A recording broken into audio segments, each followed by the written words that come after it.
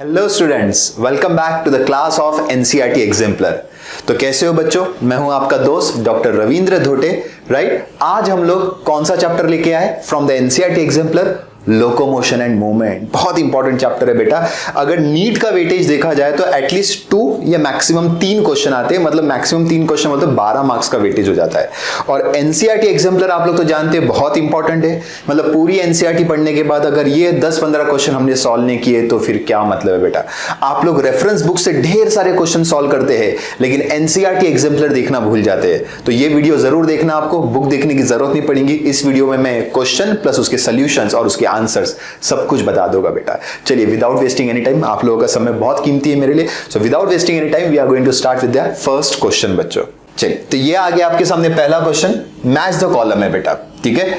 सो fast muscle fibre, slow muscle fibre, actin filament, sarcomere. यहाँ पे myoglobin, lactic acid, contractile unit, I band. तो सबसे पहले ये क्वेश्चन जितना दिखता है उतना आसान नहीं है।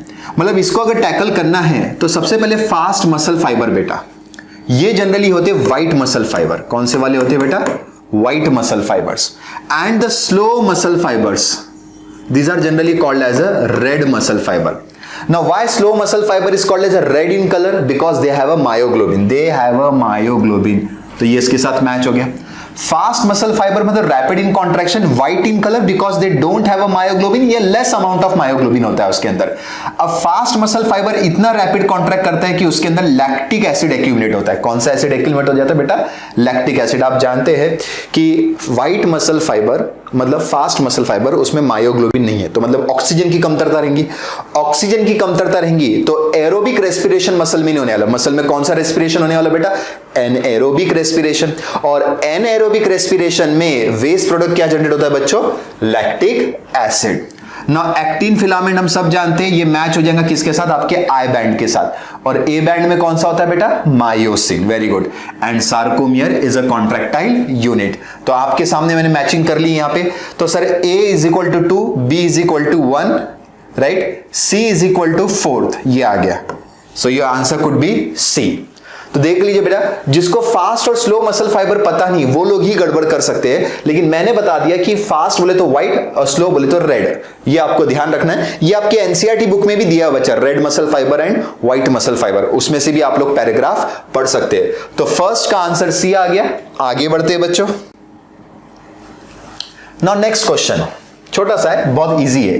रिब्स आर अटैच्ड टू, तो मेरे हिसाब से हमारे जो रिब्स होते हैं टोटल 12 पेयर्स, वो 2 चीजों को अटैच करते हैं। सामने से वेंट्रली देखा जाए तो sternum bone, that is a flat bone, breast bone भी बोलते हैं। और पीछे से डॉर्सली देखा जाए तो it is attached to thoracic vertebrae. So ventrally ribs are attached to sternum and dorsally ribs are attached to thoracic vertebrae. अब सिर्फ इसमें अटैचमेंट पूछी गई है, वेंट्रल और डॉर्सल नहीं दिया गया, तो ऑप्शन आपको देखने पड़ेंगे sir. Scapula no, sternum this is correct, clavicle, ilium, ये कोई भी आंसर नहीं बैठने वाला। सो स्टर्नम नहीं तो दूसरा आंसर क्या था? वर्टिब्री। तो एक ही ऑप्शन यहां पे बैठ रहा है, स्टर्नम। That's it. चलिए आगे। What is the type of movable joint? Joints के प्रकार होते हैं immovable joint, slightly movable joint and the freely movable joint present between the Atlas and axis. Atlas axis को जानते हो बेटा? एटलस बोले तो अपनी पहली वर्टिब्री C1 और एक्सिस बोले तो अपनी दूसरी वर्टिब्री C2। इन दोनों के बीच में जो जॉइंट बनता है वो रोटेशन टाइप का होता है। मैं आपको बताता हूं, ये जैसे दिख रहा है मेरा अंगूठा, ये समझो मान लो ये वाला मेरा हाथ जो है ना, ये C2 वर्टिब्री है, एक्सिस वर्टिब्री। उसमें ऐसी पेग लाइक प्रोसेस होती है, थंब लाइक प्रोसेस, जिसका नाम होता है ओडोंटॉइड प्रोसेस। और ऊपर से C1, ये जो मेरा हाथ है C1 बोलते हैं, एटलस ऐसा फिक्स होता है इसमें आके। तो ये C1 is rotating around the C2, C1 is rotating around the C2। उसी की मदद से हमारा स्कल घूमता है बेटा। देखो, the rotation of head, it is because of this, क्योंकि इसके ऊपर हमने स्कल रखा हुआ है। C1 के ऊपर क्या रखा हुआ है बेटा? स्कल। तो ये जो रोटेशनल जॉइंट है वो एक ही टाइप का होता है। The first answer is pivot. So pivot is a rotational type of joint. So बहुत फेमस क्वेश्चन है और बहुत फेमस है ये रोटेशनल जॉइंट C1 और C2 के बीच का बेटा, याद रखेंगे आप लोग। चलिए आगे बढ़ते हैं। Next, ATPase of the muscle is located in. तो एटीपेज क्या है बेटा? ये एंजाइम है जो एटीपी को ब्रेक करता है। ये एंजाइम क्या करता है? जनरली एटीपी को ब्रेक करके उसको एडीपी में कन्वर्ट करता है, प्लस इनऑर्गेनिक फॉस्फेट। मतलब हम इसको यहां ले लेंगे सर, ठीक है, मतलब ये आपके एटीपी को ब्रेक करके उसमें से एक फॉस्फेट की एनर्जी निकालता है। अब ये एंजाइम एक्टिन ने तो मायोसिन, दोनों में से एक के पास रहेगा, क्योंकि मसल को कॉन्ट्रैक्ट करने के लिए एनर्जी लगती है बेटा, it's a energy consuming process. ठीक है, तो अब ये किसके पास है, तो मैं सीधा आंसर बता देता हूं, मायोसिन। बहुत ये भी क्वेश्चन फेमस है। सो मायोसिन के जो हेड होते हैं, मान लो कि मायोसिन के ऐसे 2 हेड होते हैं बेटा, तो उसके ऊपर सॉकेट्स होते हैं, 4 सॉकेट्स। अब इसमें से 2 सॉकेट में होते हैं एटीपेज एंजाइम और 2 सॉकेट होते हैं एक्टिन बाइंडिंग साइट्स के लिए। मान लेते हैं कि ये ऊपर वाले सॉकेट्स क्या है सर, एक्टिन बाइंडिंग साइट, जो एक्टिन को अटैच करेंगे ड्यूरिंग द कॉन्ट्रैक्शन प्रोसेस, लेकिन इनके अटैचमेंट के लिए हमको एनर्जी लगती है, तो ये एटीपी बाइंडिंग साइट हुई। माइटोकॉन्ड्रिया से जो एटीपी आएगा वो इसके ऊपर आके अटैच होगा, क्यों, क्योंकि इसके अंदर कौन सा एंजाइम प्रेजेंट है बेटा, एटीपेज। कौन सा एंजाइम प्रेजेंट है, एटीपेज। तो आंसर इज मायोसिन। दिमाग में डाल दो, एटीपेज मायोसिन, एटीपेज मायोसिन। ठीक है, चलो बहुत बढ़िया, आगे। नाउ इंटरवर्टिब्रल डिस्क, नाम से समझ रहा है कि 2 वर्टिब्री के बीच में एक डिस्क लगाई जाती है, is found in the vertebral column of, जैसे अपना वर्टिब्रल कॉलम है, पूरी रीढ़ की हड्डी है, तो एक हड्डी दूसरी हड्डी, जैसे ये एक वर्टिब्री, ये दूसरी वर्टिब्री, तीसरी वर्टिब्री, एक के ऊपर एक रख के हम लोग कॉलम बनाते हैं। उनके बीच में हम लोग डिस्क रखते हैं जिसका नाम होता है इंटरवर्टिब्रल डिस्क। ये डिस्क कार्टिलाजिनस होती है और ये बनती है फाइब्रस कार्टिलेज की बेटा। किसकी बनती है बेटा, फाइब्रस कार्टिलेज की। याद रखना, एनिमल टिश्यू में भी आता है इस पे क्वेश्चन। तो ये किस में पाई जाती है, तो क्लियर कट आंसर है mammals. Intervertebral column of, sorry, vertebral column of mammals is having a intervertebral disc. Birds, reptile, amphibians no, उसके अंदर नहीं रहती बेटा। ठीक है, चलो आगे बढ़ते हैं। Next question, question number 6, simple है। Which one of the following is showing the correct sequential order of vertebrae. यार ये तो बहुत सिंपल है। अपन वर्टिब्रल फॉर्मूला लिखते हैं, देखो मैं यहां लिख देता हूं पहले, बाद में आंसर देखते बैठेंगे। वर्टिब्रल फॉर्मूला क्या रहता है सर, अगर मैं छोटे बच्चों की बात कर रहा हूं, in case of children, so it is C7 है, C8 नहीं। C8 तो स्पाइनल कॉर्ड का फॉर्मूला होता है, स्पाइनल नर्व्स का फॉर्मूला होता है, तो C7, T12, L5, S5, CO4। ठीक है, तो ये छोटे बच्चों में होता है और ये कुल मिला के हो जाती 33 वर्टिब्री बेटा। कितनी vertebrae, 33। C cervical, T thoracic, L lumbar, S sacral और कॉक्सिजल 4। लेकिन छोटे से जब हम लोग बड़े होते हैं तो हमारी कुछ हड्डियां आपस में फ्यूज हो जाती है, जैसे यहां पे सैक्रम और कॉक्सिजल फ्यूज होके क्या बनता है, देखो C7, T12, L5। यहां तक करेक्ट है एकदम।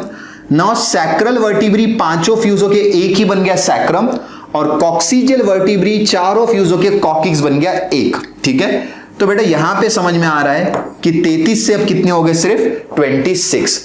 हड्डियां गायब नहीं हुई, हड्डियां आपस में फ्यूज हो गई बेटा, खासकर सैक्रल एंड कॉक्सिजियल। तो सीक्वेंस तो आपको समझ में आ गई, फॉर्मूला भी आपको मिल गया बेटा। तो अब आप ढूंढिए यहां पे cervical, thoracic, lumbar, sacral, coccygeal. So your answer is D. ये हो गया बेटा आपका आंसर। तो फॉर्मूला भी बता दिया, एमसीक्यू में आ सकता है। 33 का फॉर्मूला, 26 का फॉर्मूला, चिल्ड्रन और अडल्ट्स, ये आपको समझ जाना चाहिए। ओके, आगे बढ़ते हैं। नेक्स्ट क्वेश्चन, क्वेश्चन नंबर 7 बच्चों, विच one of the following pair is incorrect. हमेशा मैंने सिखाया कि जब भी ऐसा कुछ आता है उसको बॉक्स बना देना चाहिए ताकि गलतियां नहीं होती है। तो इनकरेक्ट ढूंढना है। Hinge joint between humerus and pectoral girdle. Sir ये पहले ही वाला इनकरेक्ट है, मतलब this is going to be the answer. बेटा this is your humerus bone, हाथ वाली हड्डी ह्यूमरस, और ये पीछे जो हड्डी होती है ना scapula, triangular shape, pectoral girdle का पार्ट है।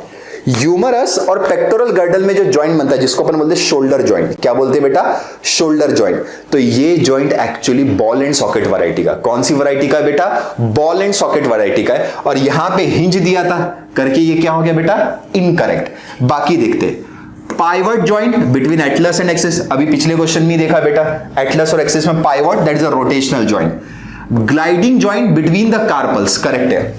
आपकी जो कलाई होती है ना, कलाई, रिस्ट, इसमें ना छोटी छोटी हड्डियां होती है जिसका नाम होता है कार्पल्स।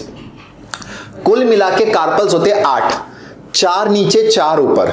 मतलब ये कार्पल्स ऐसे अरेंज किए जाते हैं, देखो बेटा ये ऐसे हड्डियां है, 4 हड्डियां ऊपर, 4 हड्डियां नीचे, तो कुल मिला के 8 कार्पल्स होते हैं।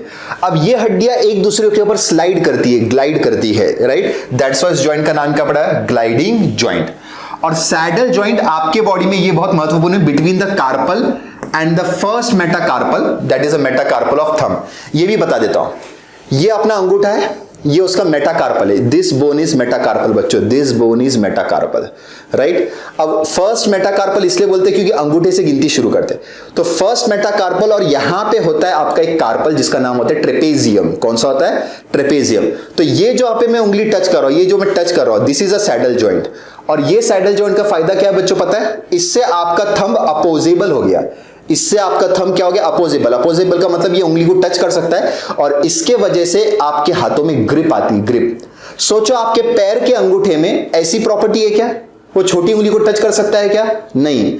हाथ का अंगूठा अपोजेबल है, पैर का अंगूठा नॉन अपोजेबल है, इसलिए हमारे पैरों में ग्रिप नहीं है, हमारे हाथों में ग्रिप है, राइट। तो और वो किसकी वजह से ग्रिप आ रही है हमारे हाथों में? सैडल जॉइंट की वजह से। कार्पल का नाम भी बता के रखता हूं, कार्पल का नाम है सर ट्रेपेजियम।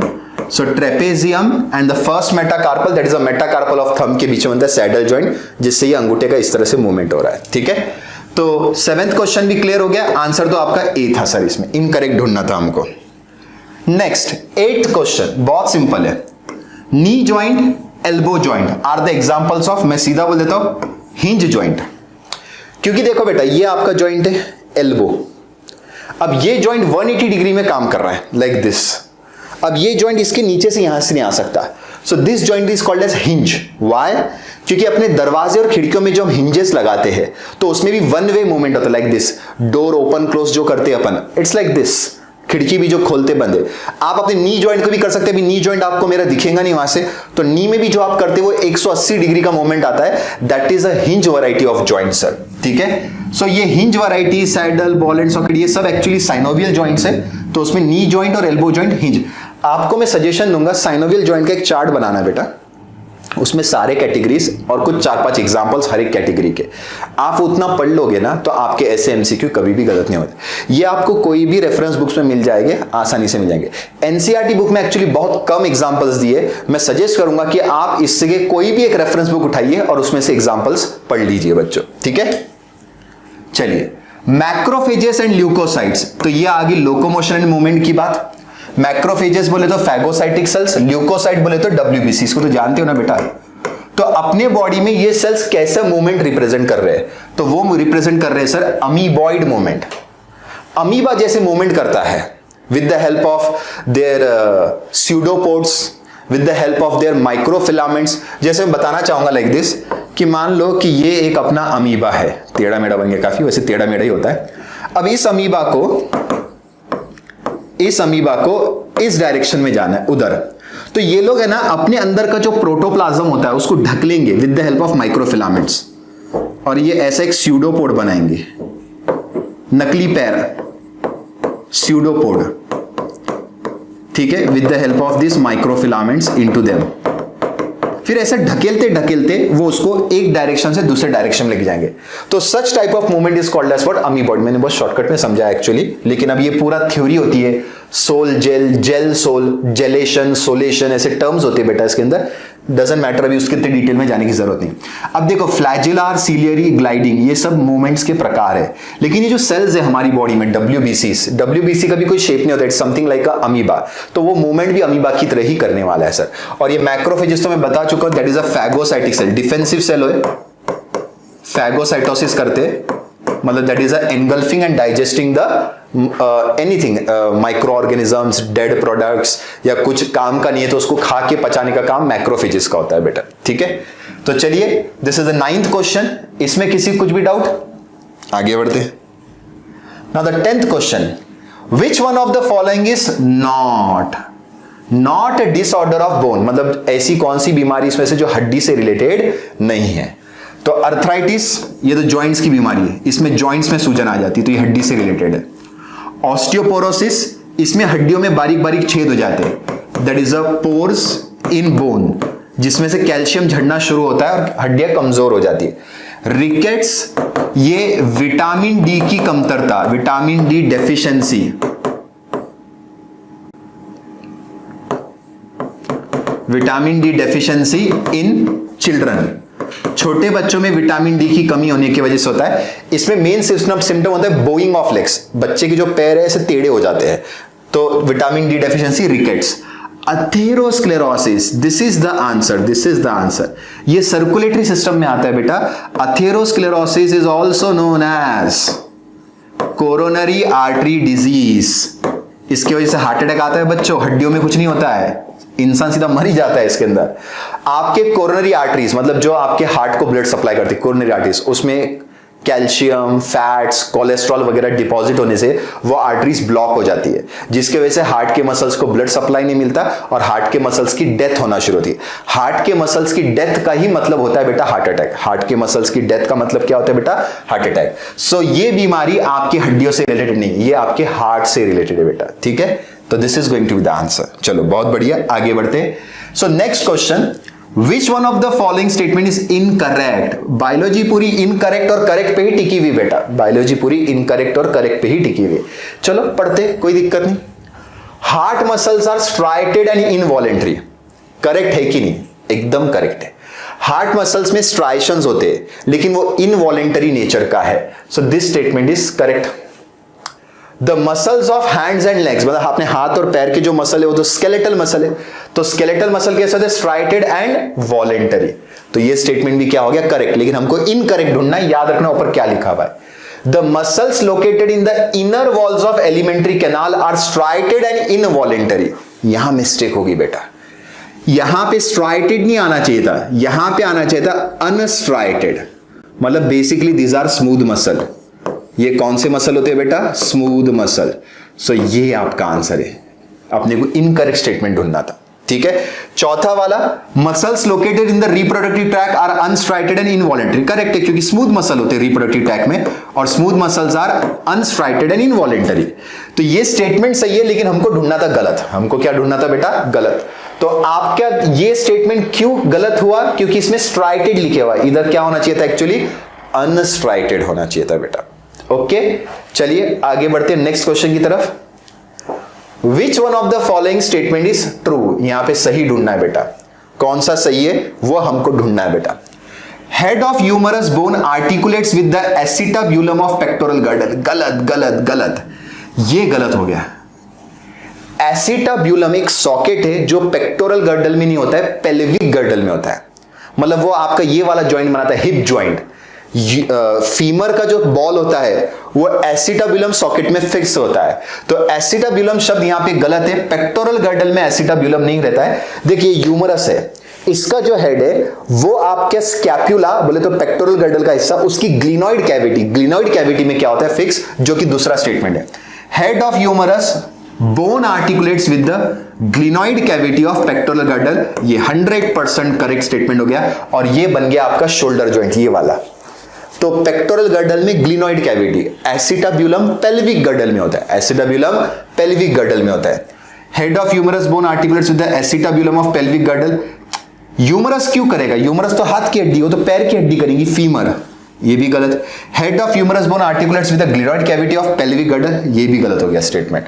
तो अपने को सही स्टेटमेंट ढूंढना था, तो वो है सेकेंड स्टेटमेंट। क्लियर है बच्चों? एकदम बहुत बढ़िया। चलो आगे।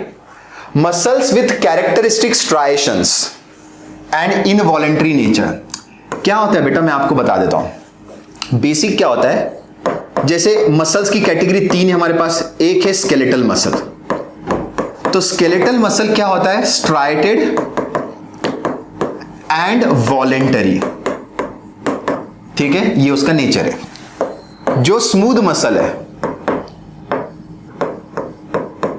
वो होता है अनस्ट्राइटेड या नॉन स्ट्राइटेड एंड इनवॉलेंटरी। अब जो तीसरा है बच्चों, कार्डियक मसल, ऐसा कहा जाता है कि कार्डियक मसल ने दोनों की एक एक प्रॉपर्टी ली है। उसने स्ट्राइटेड नेचर लिया है किससे? स्केलेटल मसल से, और इनवॉलेंटरी नेचर किससे लिया है उसने? स्मूथ मसल से। तो ऐसा बोलते हैं कि कार्डियक मसल प्रॉपर्टी वाइज देखा जाए तो स्केलेटल और स्मूथ का कॉम्बिनेशन है। प्रॉपर्टी वाइज देखा जाए तो striated property from the skeletal muscle and smooth property from the involuntary. तो इनवॉलेंटरी प्रॉपर्टी स्मूथ मसल से ली हुई। अब वही पूछा गया कैरेक्टरिस्टिक स्ट्राइशंस इनवॉलेंट्री के साथ, तो बेटा वो है मसल्स ऑफ द हार्ट। ठीक, muscle in the wall of alimentary canal वो स्मूथ मसल है, that is unstriated and involuntary. Muscle assigned assisting the locomotion, locomotion में कौन से मसल आते हैं? स्केलेटल, तो वो स्ट्राइटेड एंड वॉलेंटरी है। मसल्स ऑफ द आईलिड्स, ये भी स्केलेटल मसल ही होते हैं, दैट इज आईलिड्स बोलते हैं ये वाली अपनी जो पलक अपन झपकते हैं बेटा, that is a voluntary nature, skeletal muscle होते हैं। तो समझ में आ गया है, आंसर क्या रहेगा? Muscles of the heart. Very good. चलिए लास्ट क्वेश्चन पे आ गए बच्चों, क्वेश्चन नंबर 14। ये भी मैच द कॉलम है, बहुत आसान है, देख लीजिए आसानी से। अब देखो, sternum, glenoid cavity, freely movable, cartilaginous, synovial fluid, vertebrae, pectoral girder, flat bones. अब देखो, स्टर्नम ये सामने से होती है, राइट, और एकदम फ्लैट बोन होती है, तो ये A इज इक्वल टू सीधा क्या हो गया बेटा? 4th। Glenoid cavity pectoral girdle scapula में होती है, जिससे अपन ने अभी पढ़ा कि शोल्डर जॉइंट बनता है। फ्रीली मूवेबल जॉइंट मतलब that is a synovial joint, and cartilaginous joint तो वो आपके इंटरवर्टिब्रल डिस्क का जो एग्जांपल था वो कार्टिलाजिनस जॉइंट का ही था। तो देखो A is equal to 4th, B is equal to 3, C is equal to 1 and D is equal to 2। तो योर आंसर इज B। आपका आंसर क्या हो गया बेटा? यहां पे B हो गया। तो चलिए यहां पर हमने बहुत ही जल्दी और बहुत ही अच्छे से कंप्लीट कर दिया लोकोमोशन चैप्टर का एनसीईआरटी एग्जाम्पलर। आपको कुछ भी डाउट्स है, कुछ भी पूछना है, कमेंट सेक्शन में आप लिख के डाल सकते हैं बेटा। ऐसी छोटे छोटे वीडियोस और एनसीईआरटी एग्जाम्पलर्स के साथ मैं आपको मिलता रहूंगा। चलिए तब तक के लिए stay home, stay safe, stay connected. Tata, bye bye, take care.